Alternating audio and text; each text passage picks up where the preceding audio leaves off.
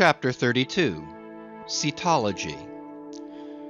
Already we are boldly launched upon the deep, but soon we shall be lost in its unshored, harborless immensities.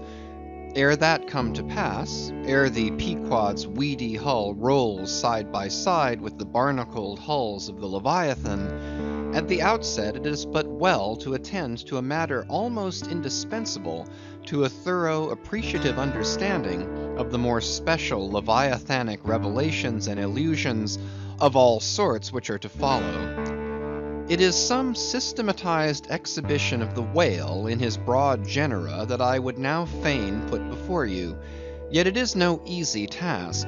The classification of the constituents of a chaos, nothing less is here essayed. Listen to what the best and latest authorities have laid down. Quote, "No branch of zoology is so much involved as that which is entitled Cetology," end quote, says Captain Scoresby, A.D. 1820. Quote, "It is not my intention, were it in my power, to enter into the inquiry as to the true method of dividing the cetacea into groups and families.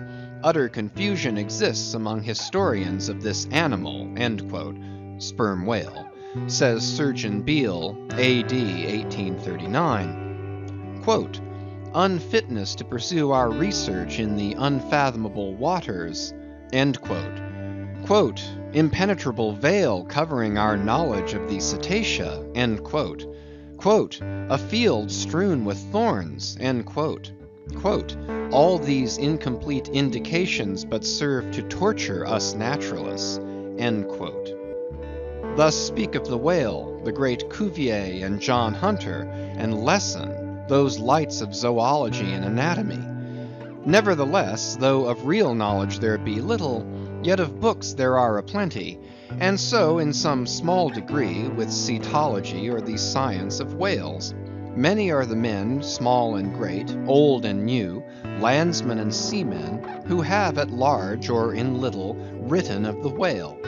Run over a few: the authors of the Bible, Aristotle, Pliny, Aldrovandi, Sir Thomas Browne, Gesner, Ray, Linnaeus, Rondeletius, Willoughby, Green, Artedi, Sibbald, Brisson, Martin, Lacépède, Bonterre, Desmarais, Baron Cuvier, Frederick Cuvier, John Hunter, Owen, Scoresby, Beale, Bennett, J. Ross Browne, the author of Miriam Coffin, Olmsted, and the Reverend T. Cheever. But to what ultimate generalizing purpose all these have written, the above cited extracts will show. Of the names in this list of whale authors, only those following Owen ever saw living whales, and but one of them was a real professional harpooner and whaleman, I mean Captain Scoresby. On the separate subject of the Greenland or right whale, he is the best existing authority. But Scoresby knew nothing and says nothing of the great sperm whale, compared with which the Greenland whale is almost unworthy mentioning. And here be it said that the Greenland whale is a usurper upon the throne of the seas. He is not even by any means the largest of the whales. Yet owing to the long priority of his claims, and the profound ignorance which, until some 70 years back, invested the then fabulous or utterly unknown sperm whale, and which ignorance to this present day still reigns in all but some few scientific retreats and whale ports, this usurpation has been every way complete. Reference to nearly all the Leviathanic illusions in the great poets of past days will satisfy you that the Greenland whale, without one rival, was to them the monarch of the seas. But the time has at last come for a new proclamation.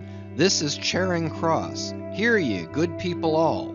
The Greenland whale is deposed. The great sperm whale now reigneth. There are only two books in being which at all pretend to put the living sperm whale before you, and at the same time in the remotest degree succeed in the attempt. Those books are Beale's and Bennett's, both in their time surgeons to English South Sea whale ships, and both exact and reliable men. The original matter touching the sperm whale to be found in their volumes is necessarily small, but so far as it goes, it is of excellent quality, though mostly confined to scientific description. As yet, however, the sperm whale, scientific or poetic, lives not complete in any literature. Far above all other hunted whales, his is an unwritten life. Now the various species of whale need some sort of popular, comprehensive classification, if only an easy outline one for the present, hereafter to be filled in all its departments by subsequent laborers. As no better man advances to take this matter in hand, I hereupon offer my own poor endeavors. I promise nothing complete, because any human thing supposed to be complete must for that very reason infallibly be faulty. I shall not pretend to a minute anatomical description of the various species, or, in this place at least, to much of any description. My object here is simply to project the draft of a systematization of cetology. I am the architect, not the builder. But it is a ponderous task. No ordinary letter sorter in the post office is equal to it. To grope down into the bottom of the sea after them, to have one's hands among the unspeakable foundations, ribs and very pelvis of the world, this is a fearful thing. What am I that I should essay to hook the nose of this Leviathan? The awful tauntings in Job might well appall me. Will he, the Leviathan, make a covenant with thee? Behold, the hope of him is vain. But I have swam through libraries and sailed through oceans. I have had to do with whales with these visible hands. I am in earnest, and I will try. There are some preliminaries to settle. First, the uncertain, unsettled condition of this science of cetology is in the very vestibule attested by the fact that in some quarters it still remains a moot point whether the whale be a fish. In his System of Nature, A.D. 1776, Linnaeus declares, quote, "I hereby separate the whales from the fish," end quote. But I, of my own knowledge, know that down to the year 1850, sharks and shad, alewives and herring, against Linnaeus's express edict, were still found dividing the possession of the same seas with the Leviathan. The grounds upon which Linnaeus would fain have banished the whales from the waters he states as follows, quote, "On account of their warm bilocular heart, their lungs, their movable eyelids, their hollow ears, penem intrantem feminam mamis lactanem," end quote. And finally, quote, "ex lege naturae jure meritoque," end quote. I submitted all this to my friends Simeon Macy and Charlie Coffin of Nantucket, both messmates of mine in a certain voyage, and they united in the opinion that the reasons set forth were altogether insufficient. Charlie profanely hinted they were humbug. Be it known that, waiving all argument, I take the good old-fashioned ground that the whale is a fish, and call upon holy Jonah to back me. This fundamental thing settled, the next point is, in what internal respect does the whale differ from other fish? Above, Linnaeus has given you those items, but in brief they are these: lungs and warm blood, whereas all other fish are lungless and cold-blooded. Next, how shall we define the whale by his obvious externals, so as conspicuously to label him for all time to come? To be short then, a whale is a spouting fish with a horizontal tail. There you have him. However contracted, that definition is the result of expanded meditation. A walrus spouts much like a whale, but the walrus is not a fish because he is amphibious. But the last term of the definition is still more cogent, as coupled with the first. Almost anyone must have noticed that all the fish familiar to landsmen have not a flat but a vertical or up and down tail, whereas among spouting fish the tail, though it may be similarly shaped, invariably assumes a horizontal position. By the above definition of what a whale is, I do by no means exclude from the Leviathanic brotherhood any sea creature hitherto identified with the whale by the best informed Nantucketers, nor, on the other hand, link with it any fish hitherto authoritatively regarded as alien. Hence, all the smaller spouting and horizontal-tailed fish must be included in this ground plan of cetology. Now then, come the grand divisions of the entire whale host. Footnote: I am aware that down to the present time the fish styled lamatins and dugongs, pigfish and sowfish of the coffins of Nantucket, are included by many naturalists among the whales. But as these pigfish are a noisy, contemptible set, mostly lurking in the mouths of rivers and feeding on wet hay, and especially as they do not spout, I deny their credentials as whales, and have presented them with their passports to quit the kingdom of cetology. End of footnote. First, according to magnitude, I divide the whales into 3 primary books, subdivisible into chapters, and these shall comprehend them all, both small and large. 1. The folio whale. 2. The octavo whale. 3. The duodecimo whale. As the type of the folio, I present the sperm whale. Of the octavo, the grampus. Of the duodecimo, the porpoise. Folios. Among these, I here include the following chapters. 1. The sperm whale. 2. The right whale. 3. The finback whale. 4. The humpback whale. 5. The razorback whale. 6. The sulfur bottom whale. Book 1. Folio. Chapter 1. Sperm whale.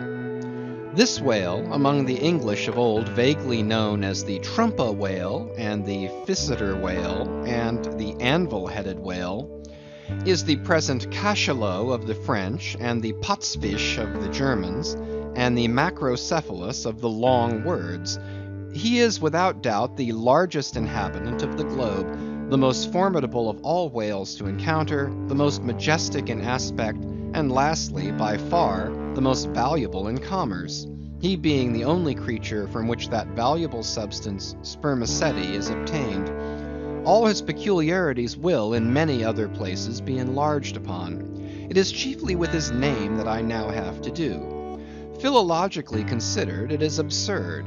Some centuries ago, when the sperm whale was almost wholly unknown in his own proper individuality, and when his oil was only accidentally obtained from the stranded fish, in those days spermaceti, it would seem, was popularly supposed to be derived from a creature identical with the one then known in England as the Greenland or right whale. It was the idea also that this same spermaceti was that quickening humor of the Greenland whale which the first syllable of the word literally expresses. In those times also spermaceti was exceedingly scarce, not being used for light, but only as an ointment and medicament. It was only to be had from the druggists as you nowadays buy an ounce of rhubarb. When, as I opine, in the course of time, the true nature of spermaceti became known, its original name was still retained by the dealers, no doubt to enhance its value by a notion so strangely significant of its scarcity. And so the appellation must have at last come to be bestowed upon the whale from which this spermaceti was really derived. Book 1, Folio, Chapter 2, Right Whale. In one respect, this is the most venerable of the Leviathans, being the one first regularly hunted by man. It yields the article commonly known as whalebone or baleen, and the oil specially known as whale oil, an inferior article in commerce. Among the fishermen, he is indiscriminately designated by all the following titles: the whale, the Greenland whale, the black whale, the great whale, the true whale, the right whale. There is a deal of obscurity concerning the identity of the species thus multitudinously baptized. What then is the whale which I include in the second species of my folios? It is the great Mysticetus of the English naturalists, the Greenland whale of the English whalemen, the Baleen ordinaire of the French whalemen, the Growland's wallfish of the Swedes. It is the whale which for more than 2 centuries past has been hunted by the Dutch and English in the Arctic seas. It is the whale which the American fishermen have long pursued in the Indian Ocean, on the Brazil banks, in the Norwest coast, and in various other parts of the world designated by them right whale cruising grounds. Some pretend to see a difference between the Greenland whale of the English and the right whale of the Americans, but they precisely agree in all their grand features.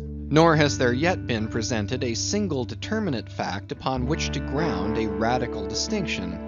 It is by endless subdivisions based upon the most inconclusive differences that some departments of natural history become so repellingly intricate. The right whale will elsewhere be treated of at some length with reference to elucidating the sperm whale. Book 1, Folio, Chapter 3, Finback. Under this head I reckon a monster which by the various names of finback, tall spout, and long john has been seen almost in every sea, and is commonly the whale whose distant jet is so often descried by passengers crossing the Atlantic, in the New York packet tracks. In the length he attains, and in his baleen, the finback resembles the right whale, but is of a less portly girth, and a lighter color, approaching to olive. His great lips present a cable-like aspect, formed by the intertwisting, slanting folds of large wrinkles. His grand distinguishing feature, the fin, from which he derives his name, is often a conspicuous object. This fin is some 3 or 4 feet long, growing vertically from the hinder part of the back, of an angular shape, and with a very sharp, pointed end. Even if not the slightest other part of the creature be visible, this isolated fin will, at times, be seen plainly projecting from the surface.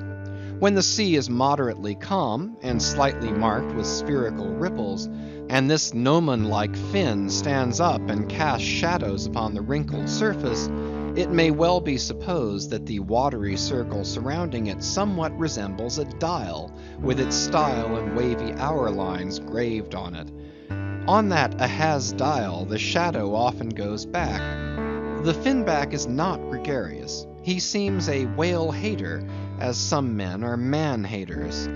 Very shy, always going solitary, unexpectedly rising to the surface in the remotest and most sullen waters, his straight and single lofty jet rising like a tall misanthropic spear upon a barren plain, gifted with such wondrous power and velocity in swimming as to defy all present pursuit from man, this Leviathan seems the banished and unconquerable Cain of his race, bearing for his mark that style upon his back. From having the baleen in his mouth, the finback is sometimes included with the right whale among a theoretic species denominated whalebone whales, that is, whales with baleen. Of these so-called whalebone whales there would seem to be several varieties, most of which, however, are little known. Broad-nosed whales and beaked whales, pike-headed whales, bunched whales, under-jawed whales, and rostrated whales are the fishermen's names for a few sorts. In connection with this appellative of whalebone whales, it is of great importance to mention that however such a nomenclature may be convenient in facilitating allusions to some kinds of whales, yet it is in vain to attempt a clear classification of the Leviathan, founded upon either his baleen, or hump, or fin, or teeth, notwithstanding that those marked parts or features very obviously seem better adapted to afford the basis for a regular system of cetology than any other detached bodily distinctions which the whale in his kinds presents. How then? The baleen, hump, back fin, and teeth, these are things whose peculiarities are indiscriminately dispersed among all sorts of whales, without any regard to what may be the nature of their structure and other and more essential particulars. Thus the sperm whale and the humpbacked whale each has a hump, but there the similitude ceases. Then this same humpback whale and the Greenland whale, each of these has baleen, but there again the similitude ceases. And it is just the same with the other parts above mentioned. In various sorts of whales they form such irregular combinations, or in the case of any one of them detached, such an irregular isolation, as utterly to defy all general methodization formed upon such a basis. On this rock every one of the whale naturalists has split. But it may possibly be conceived that in the internal parts of the whale, in his anatomy, there at least we shall be able to hit the right classification. Nay, what thing, for example, is there in the Greenland whale's anatomy more striking than his baleen? Yet we have seen that by his baleen it is impossible to correctly classify the Greenland whale. And if you descend into the bowels of the various leviathans, why there you will not find distinctions a 50th part as available to the systematizer as those external ones already enumerated. What then remains? Nothing but to take hold of the whales bodily, in their entire liberal volume, and boldly sort them that way. And this is the bibliographical system here adopted, and it is the only one that can possibly succeed, for it alone is practicable. To proceed. Book 1, Folio, Chapter 4, Humpback. This whale is often seen on the northern American coast. He has been frequently captured there and towed into harbor. He has a great pack on him like a peddler, or you might call him the elephant and castle whale. At any rate, the popular name for him does not sufficiently distinguish him, since the sperm whale also has a hump, though a smaller one. His oil is not very valuable. He has baleen. He is the most gamesome and light-hearted of all whales, making more gay foam and white water generally than any other of them. Book 1, Folio, Chapter 5, Razorback. Of this whale little is known but his name. I have seen him at a distance off Cape Horn. Of a retiring nature, he eludes both hunters and philosophers. Though no coward, he has never yet shown any part of him but his back, which rises in a long, sharp ridge. Let him go. I know little more of him, and nor does anybody else. Book 1, Folio, Chapter 6, Sulphur Bottom. Another retiring gentleman with a brimstone belly, doubtless got by scraping along the Tartarian tiles in some of his profounder divings. He is seldom seen, at least I have never seen him, except in the remoter southern seas, and then always at too great a distance to study his countenance. He is never chased, he would run away with rope walks of line. Prodigies are told of him. Adieu, Sulphur Bottom, I can say nothing more that is true of ye, nor can the oldest Nantucketer. Thus ends Book 1, Folio, and now begins Book 2, Octavo. Octavos. These embrace the whales of middling magnitude, among which present may be numbered 1, the grampus, 2, the blackfish, 3, the narwhale, 4, the thrasher, 5, the killer. Footnote. Why this book of whales is not denominated the quarto is very plain, because while the whales of this order, though smaller than those of the former order, nevertheless retain a proportionate likeness to them in figure, yet the bookbinder's quarto volume, in its dimensioned form, does not preserve the shape of the folio volume, but the octavo volume does. End of footnote. Book 2, Octavo, Chapter 1, Grampus.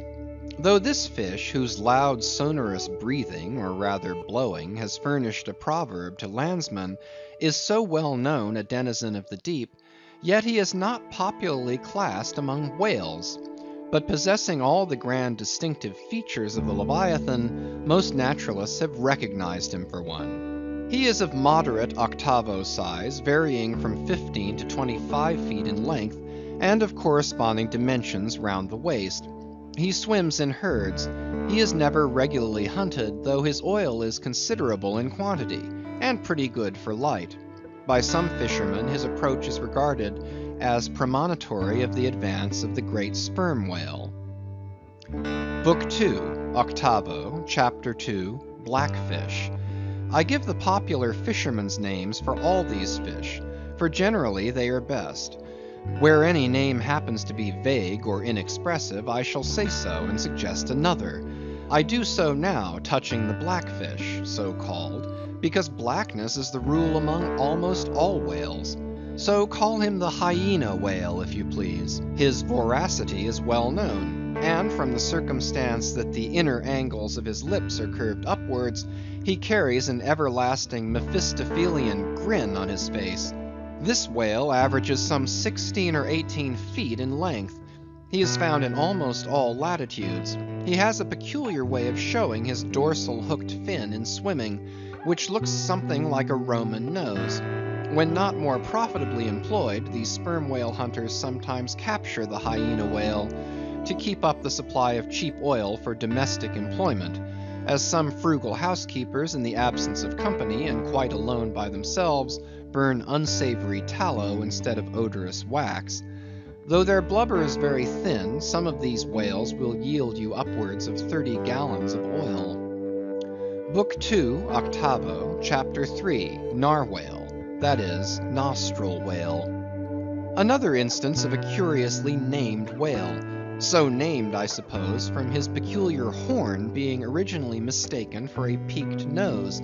The creature is some 16 feet in length, while its horn averages 5 feet, though some exceed 10 and even attain to 15 feet. Strictly speaking, this horn is but a lengthened tusk, growing out from the jaw in a line a little depressed from the horizontal. But it is only found on the sinister side, which has an ill effect, giving its owner something analogous to the aspect of a clumsy left-handed man. What precise purpose this ivory horn or lance answers, it would be hard to say. It does not seem to be used like the blade of the swordfish and billfish, though some sailors tell me that the narwhale employs it for a rake in turning over the bottom of the sea for food. Charlie Coffin said it was used for an ice piercer, for the narwhale, rising to the surface of the polar sea, and finding it sheeted with ice, thrusts his horn up and so breaks through. But you cannot prove either of these surmises to be correct. My own opinion is that however this one-sided horn may really be used by the narwhale, however that may be, it would certainly be very convenient to him for a folder in reading pamphlets. The narwhale I have heard called the tusked whale, the horned whale, and the unicorn whale. He is certainly a curious example of the unicornism to be found in almost every kingdom of animated nature. From certain cloistered old authors I have gathered that this same sea unicorn's horn was in ancient days regarded as the great antidote against poison, and as such preparations of it brought immense prices. It was also distilled to a volatile salts for fainting ladies, the same way that the horns of the male deer are manufactured into hartshorn. Originally it was in itself accounted an object of great curiosity. Blackletter tells me that Sir Martin Frobisher, on his return from that voyage when Queen Bess did gallantly wave her jewelled hand to him from a window of Greenwich Palace as his bold ship sailed down the Thames, quote, "When Sir Martin returned from that voyage," saith Blackletter, "on bended knees he presented to her Highness a prodigious long horn of the narwhale, which for a long period after hung in the castle at Windsor." End quote. An Irish author avers that the Earl of Leicester on bended knees did likewise present to her Highness another horn, pertaining to a land beast of the unicorn nature. The narwhale has a very picturesque leopard-like look, being of a milk-white ground color dotted with round and oblong spots of black. His oil is very superior, clean and fine, but there is little of it and he is seldom hunted. He is mostly found in the circumpolar seas. Book 2, Octavo, Chapter 4, Killer. Of this whale little is precisely known to the Nantucketer, and nothing at all to the professed naturalist. From what I have seen of him at a distance, I should say he was about the bigness of a grampus. He is very savage, a sort of Fiji fish. He sometimes takes the great folio whales by the lip, and hangs there like a leech till the mighty brute is worried to death. The killer is never hunted. I never heard what sort of oil he has. Exception might be taken to the name bestowed upon this whale on the ground of its indistinctness. for we are all killers on land and on sea, Bonapartes and sharks included. Book 2, Octavo, Chapter 5, Thrasher. This gentleman is famous for his tail, which he uses for a ferule in thrashing his foes. He mounts the folio whale's back, and as he swims, he works his passage by flogging him, as some schoolmasters get along in the world by a similar process. Still less is known of the thrasher than of the killer. Both are outlaws, even in the lawless seas. Thus ends Book 2, Octavo, and begins Book 3, Duodecimo. Duodecimos. These include the smaller whales. 1. The huzzah porpoise. 2. The algerine porpoise. 3. The mealy-mouthed porpoise. To those who have not chanced specifically to study the subject, it may possibly seem strange that fishes not commonly exceeding 4 or 5 feet should be marshaled among whales, a word which, in the popular sense, always conveys the idea of hugeness. But the creatures set down above as duodecimos are infallibly whales, by the terms of my definition of what a whale is, i.e., a spouting fish with a horizontal tail.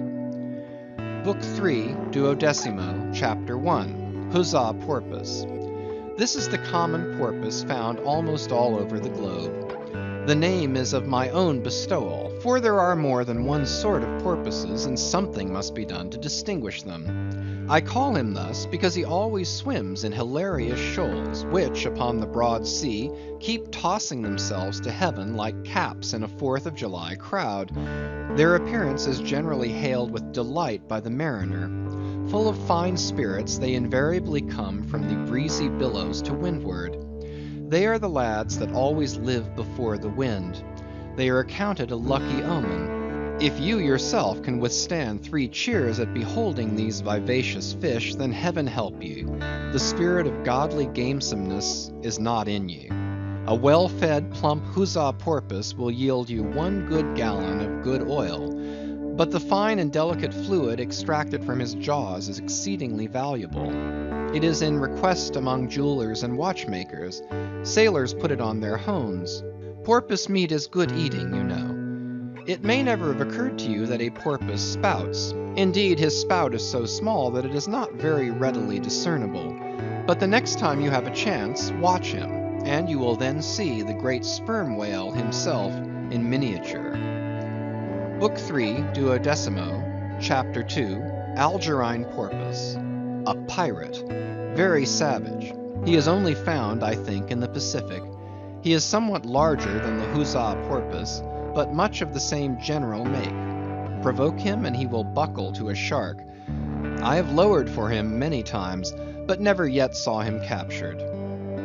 Book 3, Duodecimo, Chapter 3, Mealy-mouthed Porpoise. The largest kind of porpoise, and only found in the Pacific, so far as it is known.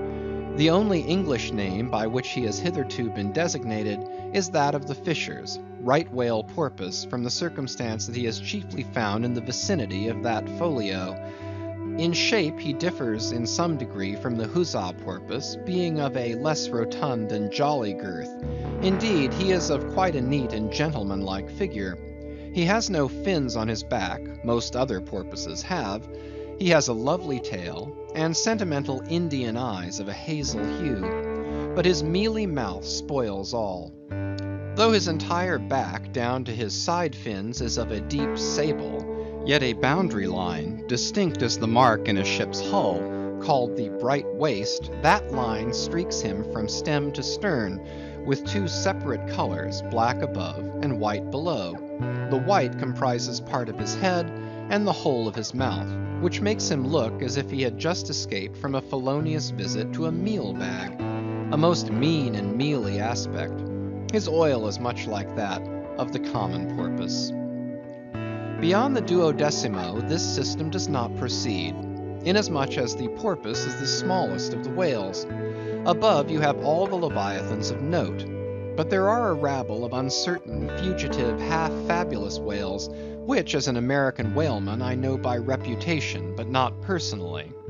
I shall enumerate them by their forecastle appellations, for possibly such a list may be valuable to future investigators who may complete what I have here but begun. If any of the following whales shall hereafter be caught and marked, then he can readily be incorporated into this system, according to his folio, octavo, or duodecimo magnitude. The bottlenose whale, the junk whale, the pudding-headed whale, the cape whale, the leading whale, the cannon whale, the scrag whale, the coppered whale, the elephant whale, the iceberg whale, the quag whale, the blue whale, etc. From Icelandic, Dutch, and Old English authorities, there might be quoted other lists of uncertain whales, blessed with all manner of uncouth names, but I omit them as altogether obsolete, and can hardly help suspecting them for mere sounds full of leviathanism, but signifying nothing. Finally, it was stated at the outset that this system would not be here and at once perfected. You cannot but plainly see that I have kept my word, but I now leave my cetological system standing thus unfinished, even as the great cathedral of Cologne was left, with the crane still standing upon the top of the uncompleted tower. For small erections may be finished by their first architects. Grand ones, true ones, ever leave the copestone to posterity. God keep me from ever completing anything. This whole book is but a draft, nay, but the draft of a draft. Oh, time, strength, cash, and patience. End of chapter 32.